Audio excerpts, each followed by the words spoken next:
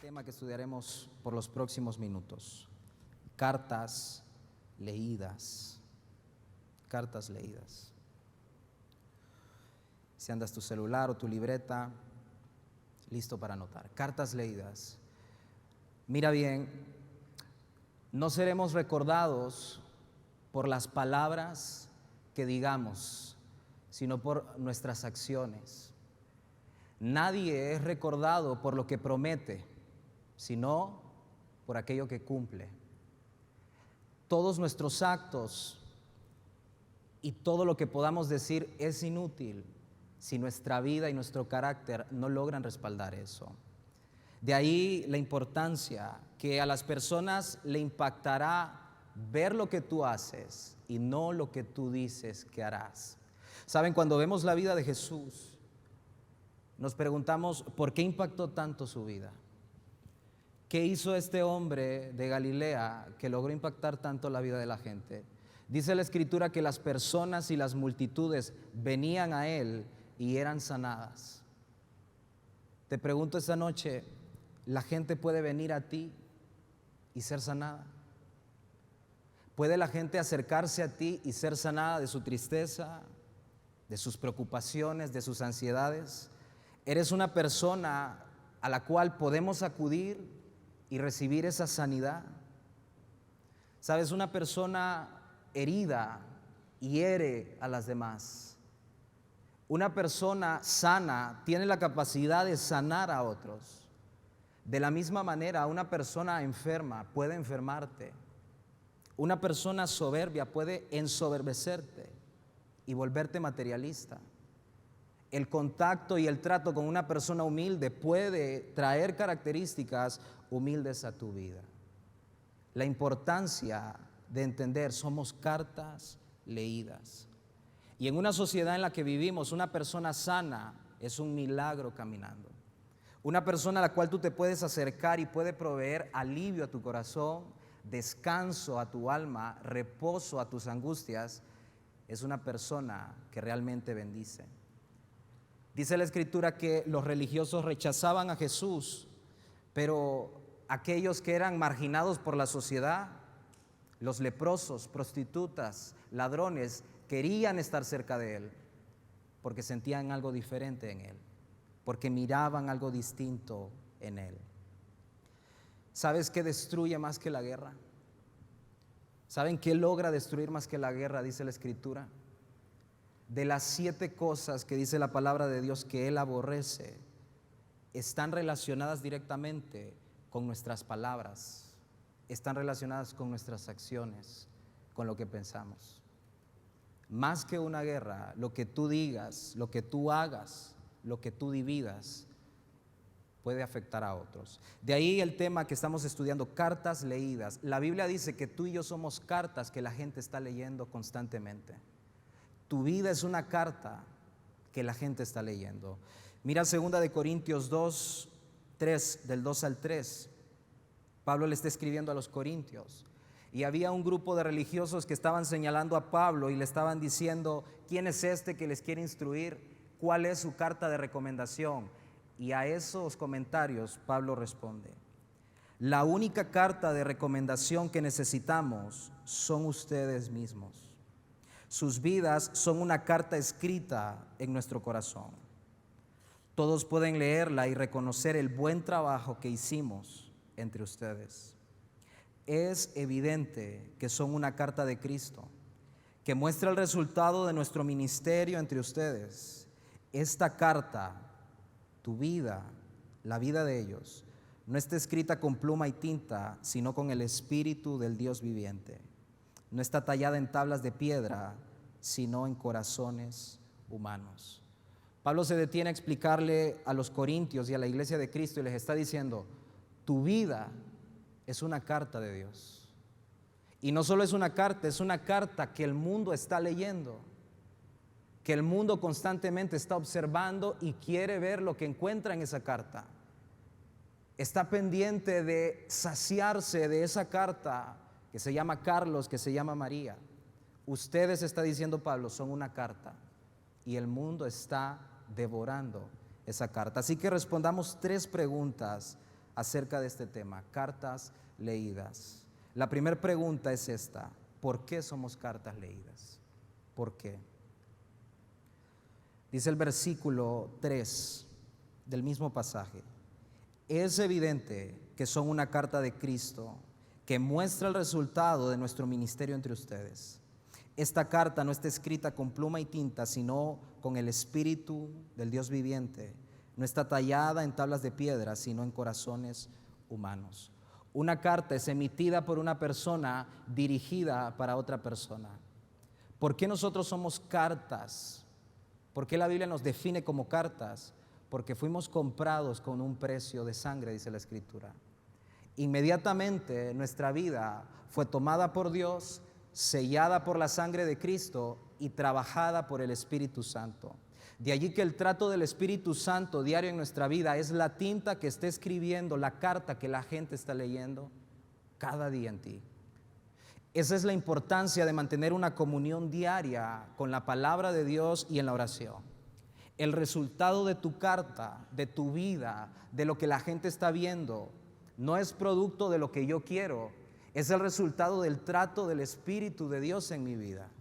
Y el Espíritu Santo no trata en mi vida porque yo lo decida, trata en mi vida porque yo tome la palabra de Dios, el tiempo con Dios diario y deje que eso me comience a transformar.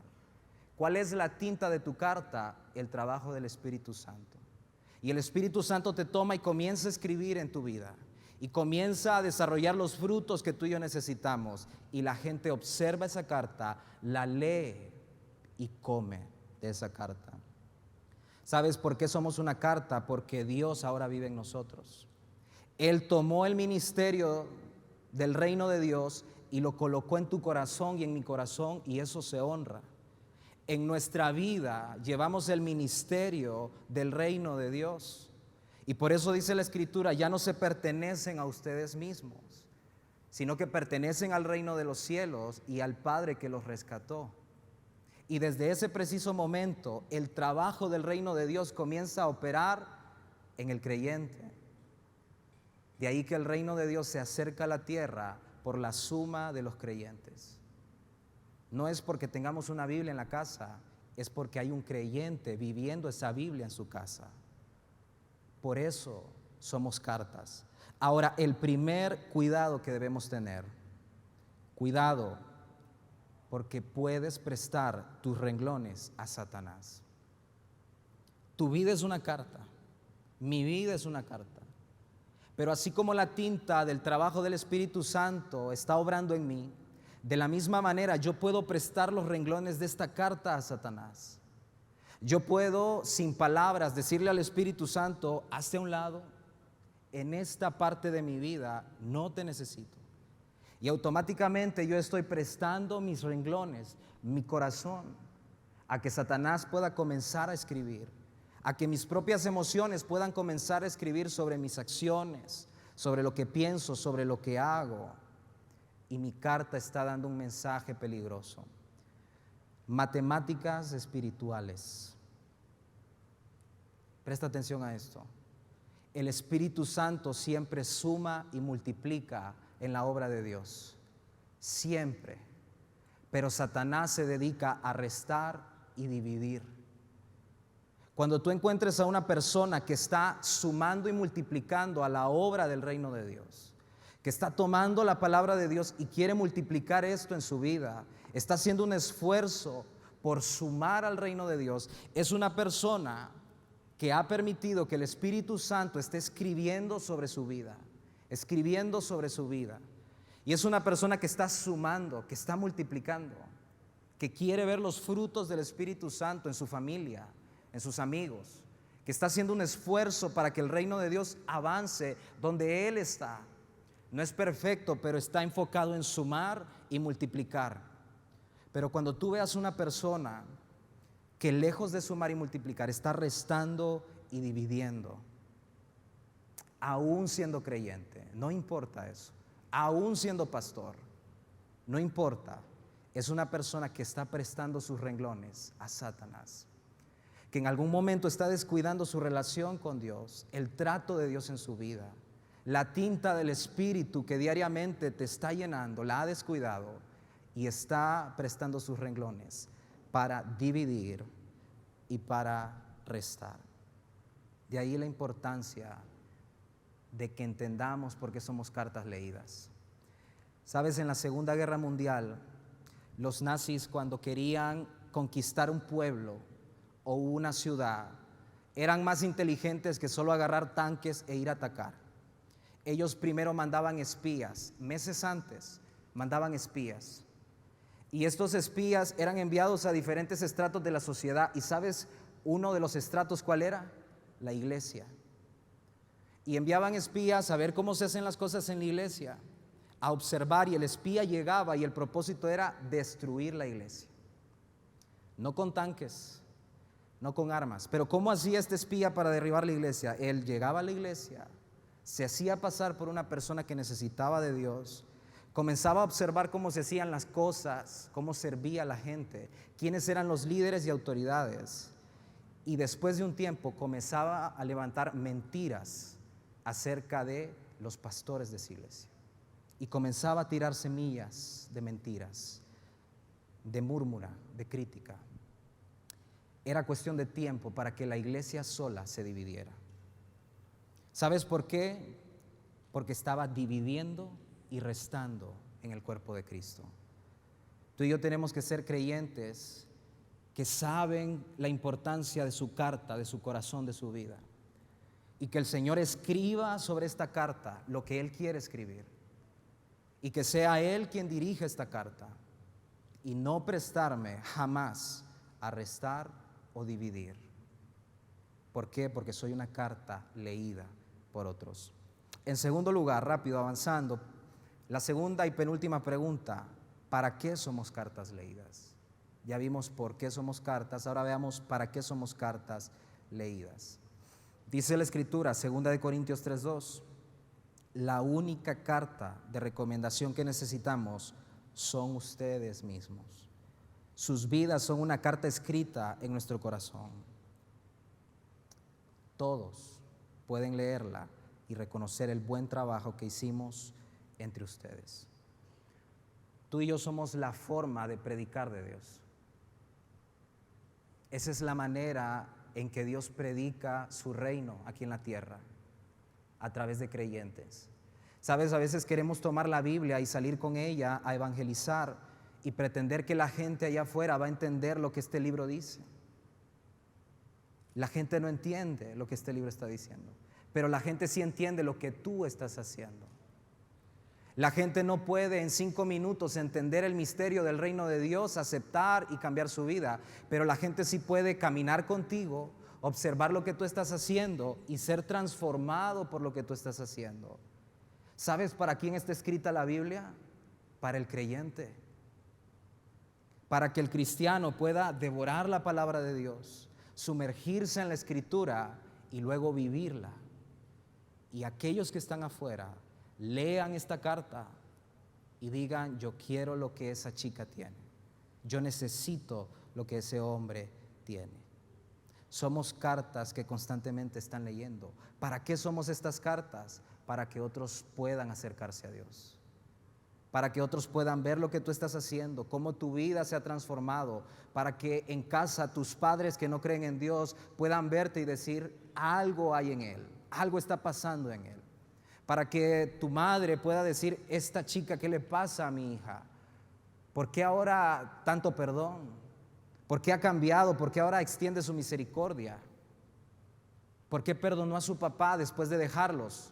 Es que es una carta de Dios. Dejó de ser ella su propia carta y comenzó a vivir para Dios. Cartas leídas para que el reino de Dios avance. Segundo, cuidado porque el mensaje de esta carta puede ser diferente al título de la carta. Ten cuidado con eso. Procura siempre que el contenido de tu carta sea mejor que el título, o por lo menos que sea coherente con el título. ¿Sabes qué significa esto? Tú vas a una biblioteca, vas a una librería y ves un libro que dice cocina, lo tomas y ¿qué esperas encontrar en él? Recetas de cocina, fotos de platos de comida, pero lo tomas y al abrirlo lo que encuentras es problemas de matemáticas. ¿Qué dirías tú de la portada de ese libro? Inmediatamente irías a recepción y dirías, ese libro está mal colocado ahí. O de repente ves un libro que dice literatura clásica, lo tomas y al abrirlo lo que encuentras es una clase de biología. Inmediatamente tomas el libro y dices, sabe que este libro está equivocado aquí. Sabes, Pablo le está hablando a los corintios y les habla acerca de esto. Cuidado, porque el título de esta carta puede ser diferente al mensaje que esté dando. El título dice cristiano, pero el contenido dice otra cosa. El título dice que ellos perdonan, pero el contenido está hablando de odio. El título me dice que ellos dicen la verdad, pero el contenido me está diciendo mentiras. Sabes, tenemos que tener cuidado que el título de esta carta sea coherente con el mensaje que la carta está entregando. Un joven quería evangelizar a un ateo y le estaba invitando a la iglesia, ven a la iglesia, ven a la iglesia. El ateo se molestó y le dijo, deja de invitarme ya a la iglesia. Yo iré a tu iglesia cuando tú salgas de tu iglesia. Yo escucharé de tu Dios y del cielo cuando tú te acerques a mi infierno y sepas lo que estoy viviendo. ¿Sabes qué es eso? Es alguien que está leyendo. Y es alguien que está observando y dice, esa carta solo está encerrada. No leo nada. Él quería que alguien pudiera acercarse a él, entender lo que le estaba pasando. Yo iré a tu cielo cuando tú te acerques a mi infierno. ¿Para qué somos cartas? Para que puedan leer sobre nosotros. Pero tengamos cuidado de que el título de nuestra carta sea coherente con el contenido. ¿Qué está leyendo la gente? ¿Qué está leyendo la gente en mi vida? ¿Te has preguntado eso? ¿Qué está leyendo la gente en tu vida? ¿Qué piensan cuando te ven? Y lo que estás haciendo. ¿Es una carta agradable leerla? ¿Es agradable sentarse con esa carta y leerla? ¿Da gusto esa carta? ¿El título es coherente con el mensaje que la carta está promoviendo? Eso es más importante. Sabes, ojalá nuestra audacia sea tan buena para el bien como el mal, siempre. Ojalá podamos tomar esa astucia y aplicarla para lo que el reino de Dios nos está pidiendo. Te hago unas preguntas para reflexionar. Este es un mensaje reflexivo. No digas nada, contesta en tu corazón. ¿Cuándo fue la última vez que hablaste bien de alguien? Piensa un momento. ¿Cuándo fue la última vez que hablaste bien de alguien? Ahora la segunda pregunta, ¿cuándo fue la última vez que hablaste mal de alguien? Es más fácil responder la segunda. Es más fácil. Otra pregunta, ¿cuándo fue la última vez que le dijiste a alguien lo bien que está haciendo su trabajo? Sabes, me alegra lo que estás haciendo, te felicito. Te felicito por lo mucho que te estás esforzando. Te felicito por la actitud que estás tomando. Pero, ¿cuándo fue la última vez que criticamos mucho el trabajo de alguien? Tal vez hoy en la mañana, ¿no? ¿Cuándo fue la última vez que te sentaste con tus padres y les dijiste, ¿saben qué? Les agradezco lo que han hecho? ¿Cuándo? Caemos en la idea de asumir que es el deber de ellos. Y sí, cívicamente lo es. Pero merecen un agradecimiento, ¿no es cierto? ¿Cuándo fue la última vez que le dijiste a tu hermano de sangre, gracias por ser mi hermano? Uy, jamás. Bueno, si estás con tu hermano, dile, gracias por ser mi hermano. Ser un poco más agradecidos, que el fruto comience a brotar de esa carta para que otros lean lo que Dios está haciendo. Bien, y en último lugar, la última pregunta, ¿dónde somos cartas leídas? Segunda de Corintios 3:3 lo dice. es evidente que son una carta de Cristo que muestra el resultado de nuestro ministerio entre ustedes. Esta carta no está escrita con pluma y tinta, sino con el Espíritu del Dios viviente. No está tallada en tablas de piedra, sino en corazones humanos. ¿Dónde somos cartas leídas? Nos está diciendo Pablo, lo llevan en el corazón. Eso está diciendo Pablo. Llevan a Cristo, está diciendo Pablo, en el corazón. Yo no puedo tomar mi corazón y dejarlo en casa y luego irme a la universidad. No puedo tomar mi corazón y dejarlo solo para el trabajo y luego irme a pasear. Mi corazón va conmigo a todos lados. Y es lo que Pablo les está diciendo. Yo no necesito ninguna carta de presentación como lo dice la gente, porque ustedes, el corazón de ustedes es mi carta, dice Pablo.